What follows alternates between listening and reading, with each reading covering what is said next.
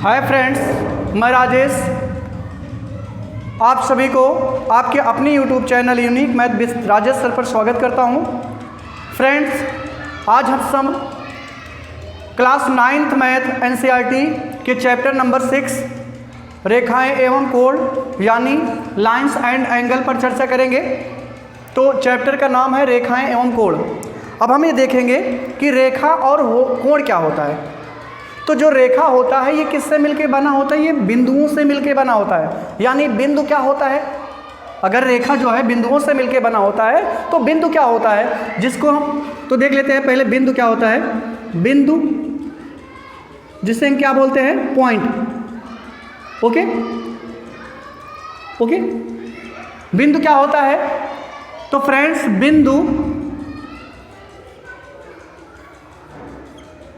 बिंदु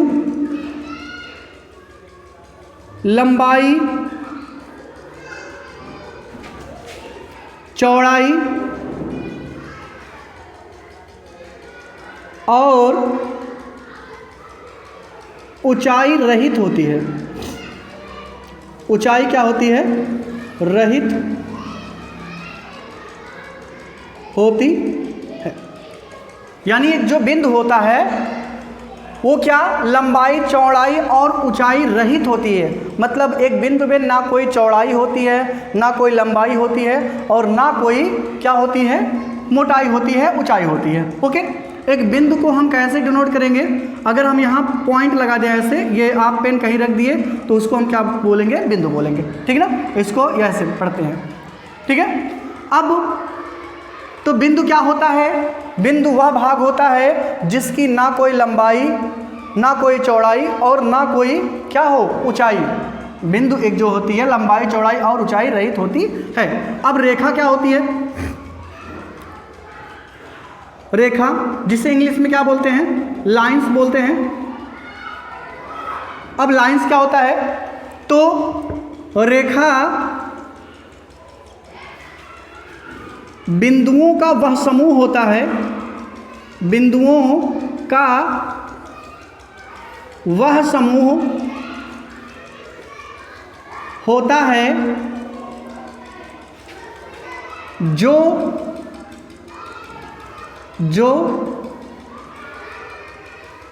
एक सीधी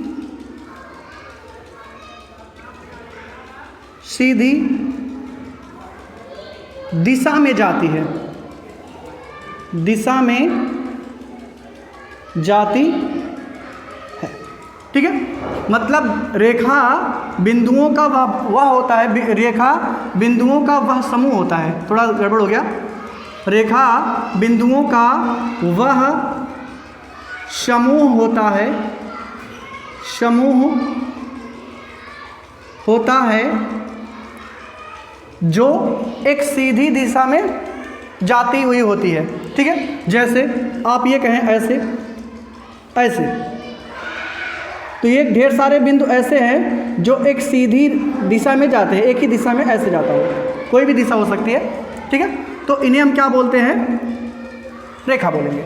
अच्छा, रेखा को दोनों सिरों पर अनंत बिंदुओं तक बढ़ाया जा सकता है। रेखा को ऐसे भी आप इधर लगा सकते हैं और इससे भी। तो रेखा के दोनों सिरों पर क्या होते हैं? एरो के निशान होते हैं और इनको अनंत बिंदुओं तक बढ़ाया जा सकता है। ठीक है। तो रेखा क्या होता है? रेखा बिंदुओं का वह समूह होता है जो एक सीधी दिशा में जाती हुई होती है। ओके, इतनी बात नहीं। अब ये तो बिंदु रेखा हो गया। अब इसके बाद आते हैं किरण। एक इसी में आता है किरण। किरण क्या होता है? जिसे बोलते हैं रे। अब रे क्या होती है? रे किरण वह रेखा होती है जो किसी एक निश्चित बिंदु से अग्रसर होती है, किसी एक निश्चित बिंदु से आगे बढ़ती है, आगे बढ़ती है। ये कोई आपका पॉइंट हो गया, और इधर से ये बिंदु ऐसे अगर ये जाता हो किसी एक दिशा में, कोई एक निश्चित पॉइंट होगा, वहीं से वो इधर भी जा सकता है, इधर भी जा सकता है, इधर भी जा सकता है, ये भी जा सकता है। तो एक निश्चित बिंदु से जो रेखा जाती है उससे हम क्या बोलते हैं, वो किरण कहते हैं। यानी किरण के एक सिरे पर एक अंत बिंदु होता है और दूसरे पर एरो होता है। जिस तरफ एरो होता है उस तरफ उसको अनंत बिंदु तक बढ़ा सकते हैं, लेकिन जिधर ये एंड पॉइंट होता है इसे हम क्या बोलते हैं, अंत बिंदु कहते हैं, उधर उसको आगे नहीं बढ़ाया जा सकता है। बस में अब तीसरा आता है रेखाखंड। क्या रेखाखंड? रेखाखंड क्या होता है, जिसे हम क्या बोलते हैं, लाइन सेगमेंट। Lines segment. अब ये क्या होता है, रेखाखंड,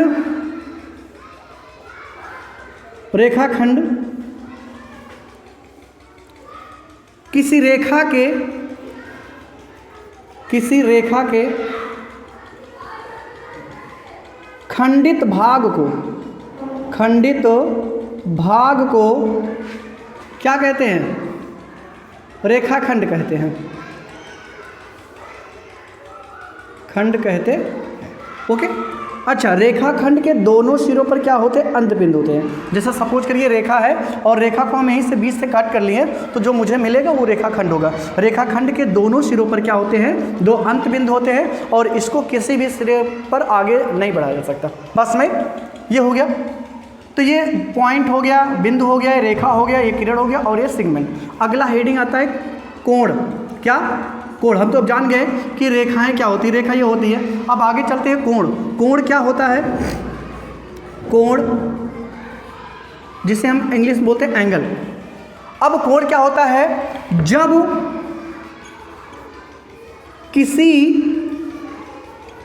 एक निश्चित बिंदु से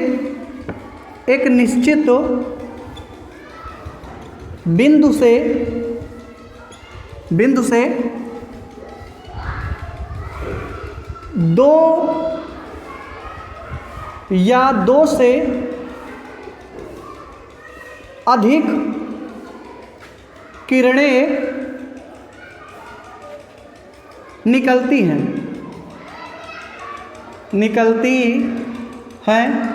तो उनके बीच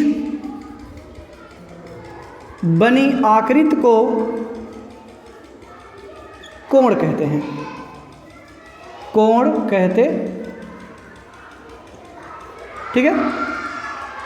जब किसी एक निश्चित बिंदु से दो या दो से अधिक किरणें निकलती हैं तो उनके बीच बनी आकृति को क्या कहते हैं, उससे कोण कहते हैं। जैसे सपोज करिए एक बिंदु है और इसी बिंदु से एक किरण यहाँ निकली, ठीक है, और एक किरण यहाँ निकली, तो इनके बीच जो बनेगा आकृति उसे हम क्या बोलेंगे, उसे कोण कहेंगे।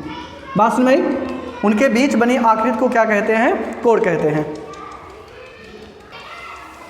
चलते हैं कोण के प्रकार। अगली हेडिंग कोण के बाद हम देखते हैं कोण के प्रकार कितने होते हैं। तो कोण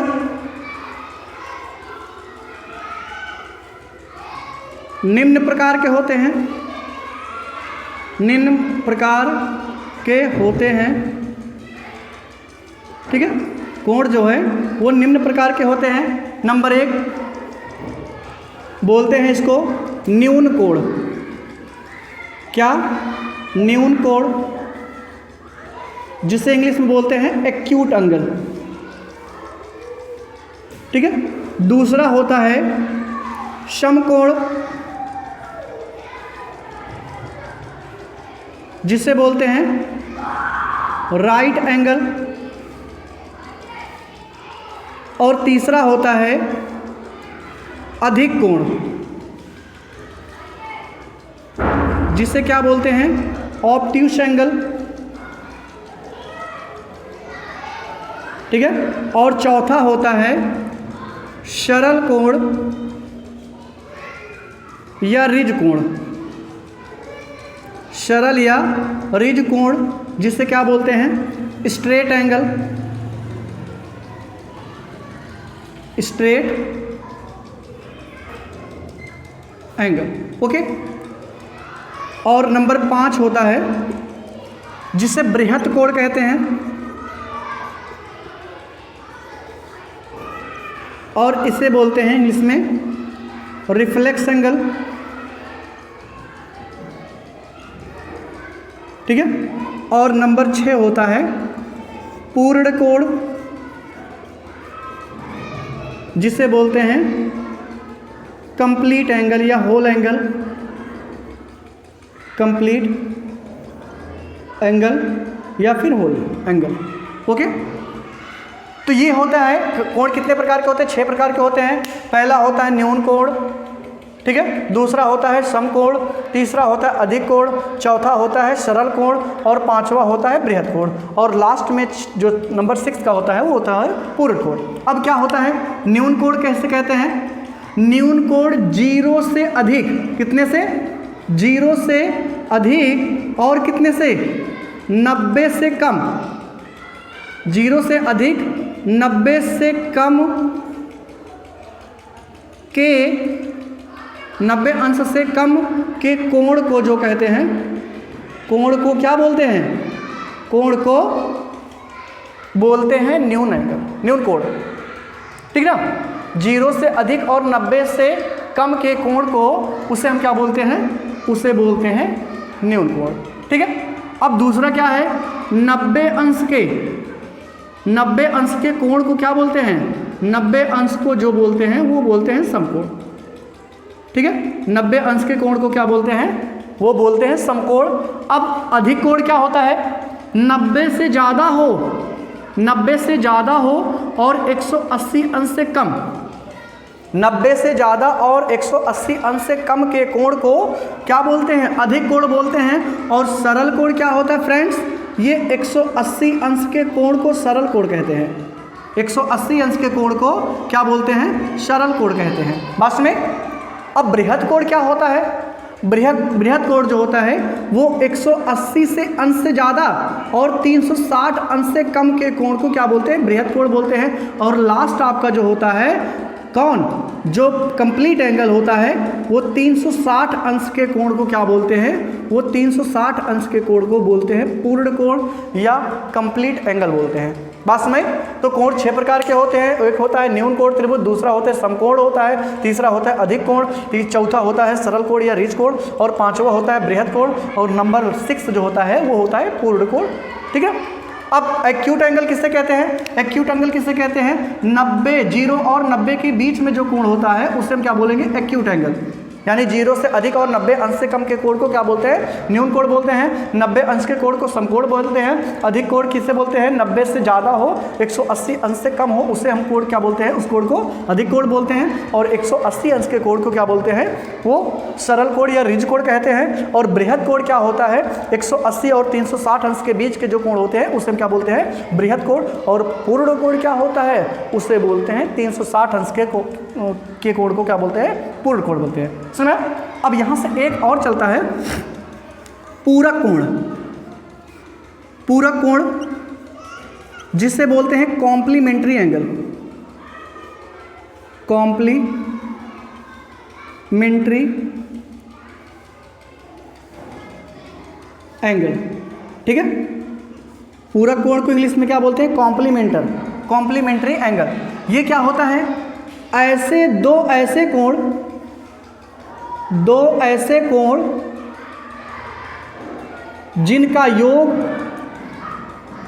जिनका योग कितना हो? जिनका योग 90 अंश हो, जिनका योग 90 अंश हो, वे एक दूसरे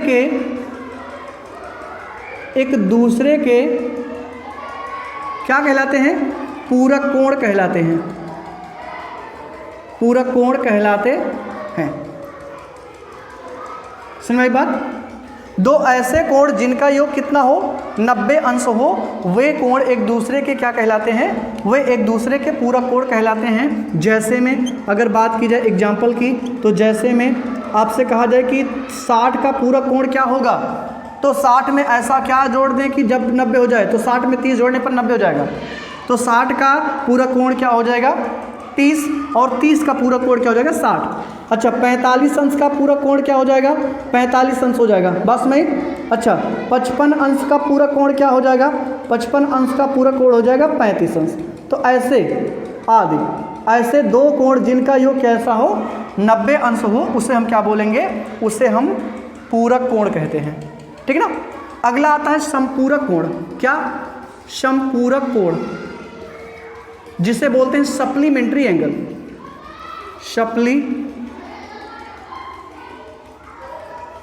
सप्लीमेंट्री एंगल।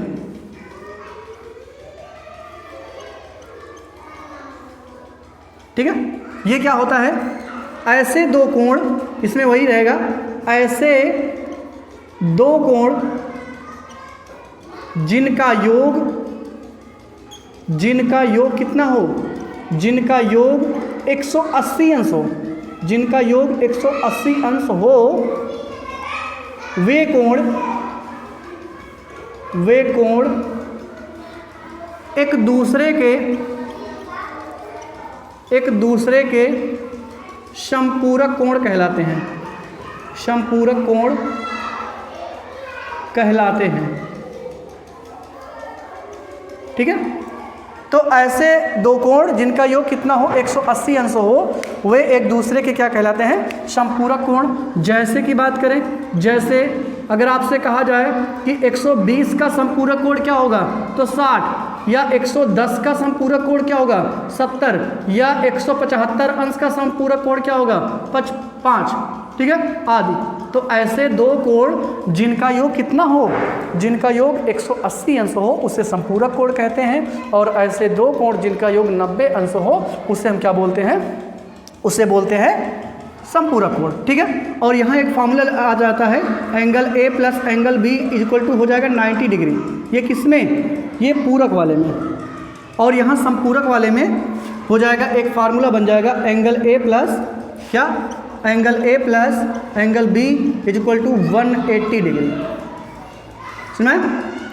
कितना हो जाएगा? 180 डिग्री। ओके, बात सुनाई।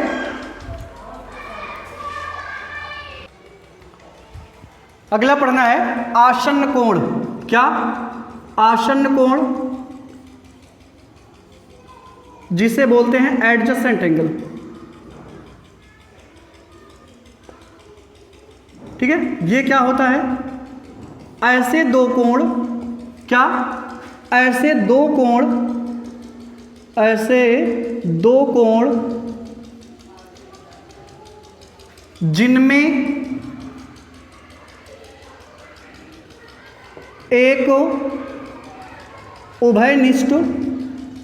जिनमें एक उभयनिष्ठ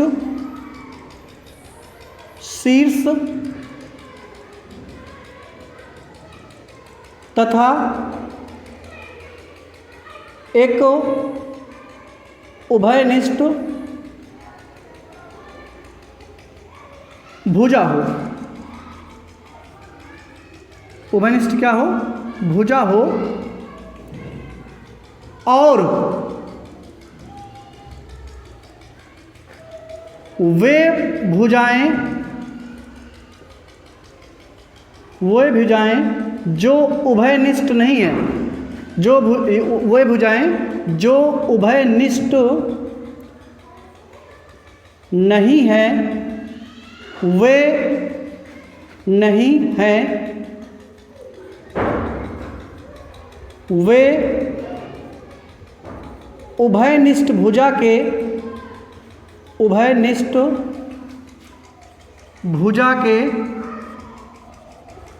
के विपरीत ओर स्थित है।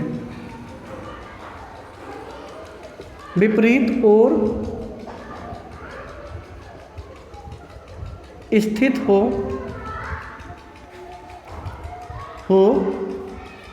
आसन्न कोण कहलाते हैं। क्या कहलाते हैं? आसन्न कोण कहलाते। ओके। यानी ऐसे दो कोण जिनमें एक उभयनिष्ठ शीर्ष हो, एक उभयनिष्ठ का मतलब कि वह बिंदु जो दोनों में काम आता हो, उभयनिष्ठ शीर्ष तथा एक उभयनिष्ठ क्या हो?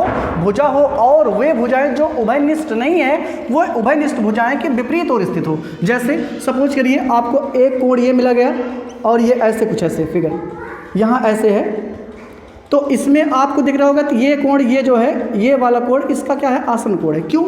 क्योंकि ये उभयनिष्ठ भुजा है। कौन सी भुजा है? ये उभयनिष्ठ भुजा है। और ये सब क्या है, आ उभयनिष्ठ भुजाएं। ये क्या है, आ उभयनिष्ठ भुजाएं, आ उभयनिष्ठ भुजाएं हैं, भुजा है। और ये भी क्या है, आ उभयनिष्ठ भुजाएं, आ उभयनिष्ठ भुजा। ठीक है, तो आप देख रहे हैं क्या है, उभयनिष्ठ शीर्ष है। ये शीर्ष जो है यहाँ इसमें भी है और यही शीर्ष इसमें भी है। तो इसका मतलब एक उभयनिष्ठ शीर्ष हो गया और एक उभयनिष्ठ भुजा हो गई। ये वाली बीच वाली जो है उभयनिष्ठ भुजा हो गई। और ये जो है, ये देखिए बाकी जो आ उभयनिष्ठ भुजा है, ये उभयनिष्ठ भुजा की एक इस साइड है तो दूसरी साइड है। अगर ऐसा है तो इसी को हम क्या बोलते हैं, आसन्न कोण।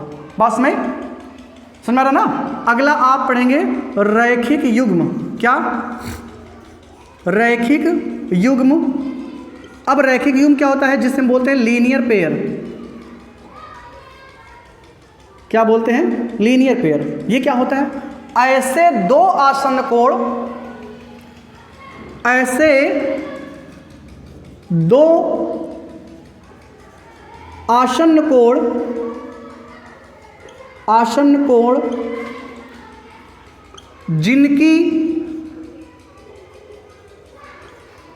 जिनकी आ उभयनिष्ठ भुजाएं, आ उभयनिष्ठ भुजाएं, जिनकी आ उभयनिष्ठ भुजाएं,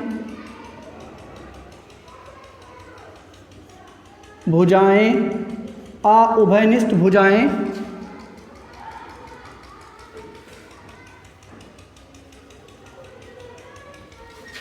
आ उभयनिष्ठ भुजाओं की दिशा विपरीत हो। दिशा कैसी हो, विपरीत हो, उसे हम क्या कहते हैं, विपरीत हो, उसे क्या बोलते हैं, उसे रैखिक युग्म कहते हैं, रैखिक युग्म कहते हैं। ठीक है। और एक बात और कि रैखिक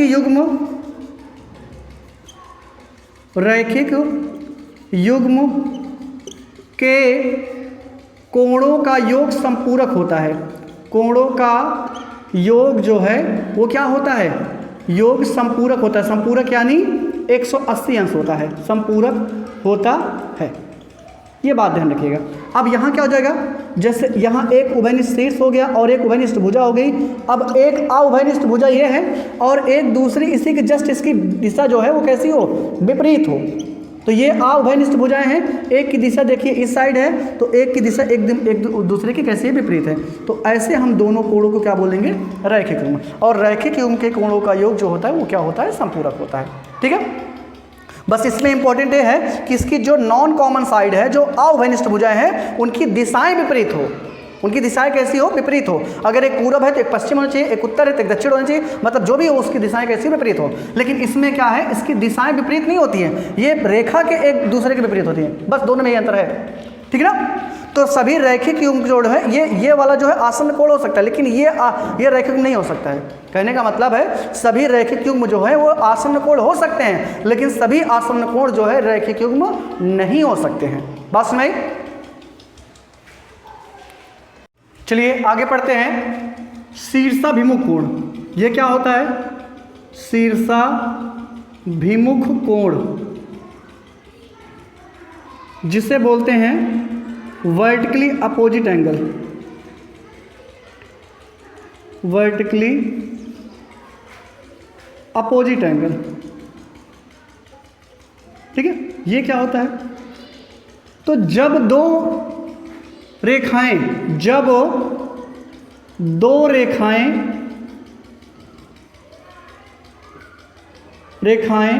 एक दूसरे को क्या करती हैं, प्रतिच्छेद करती हैं, तो उनमें बने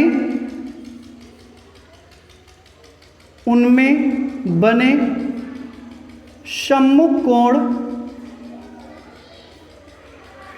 कोण क्या कहलाते हैं, शीर्षाभिमुख कोण कहलाते हैं। शीर्षाभिमुख कोण कहलाते हैं। ठीक है, ओके। और शीर्षाभिमुख कोण, शीर्षाभिमुख कोणों का युग्म, कोणों का युग्म सदैव समान होता है या बराबर होता है, समान होता है। ठीक है, ठीक है। फिगर कैसे, जैसे सपोज करिए एक लाइन हो गई, एक लाइन हो गई, तो ये दोनों एक दूसरे को जिस बिंदु पर इंटरसेक्ट करेंगे, प्रच्छेद करेंगे, उसे हम क्या बोलेंगे, प्रच्छेदन बिंदु बोलेंगे। और इनमें इसका जो शीर्षाभिमुख कोण है क्या बनेगा, इसके सामने, तो इसका शीर्षाभिमुख कोण यह बनेगा और इनका शीर्षाभिमुख कोण बनेगा, कितना बनेगा, ये हो गया, और इसका शीर्षाभिमुख कोण कहाँ बनेगा, यहाँ बनेगा।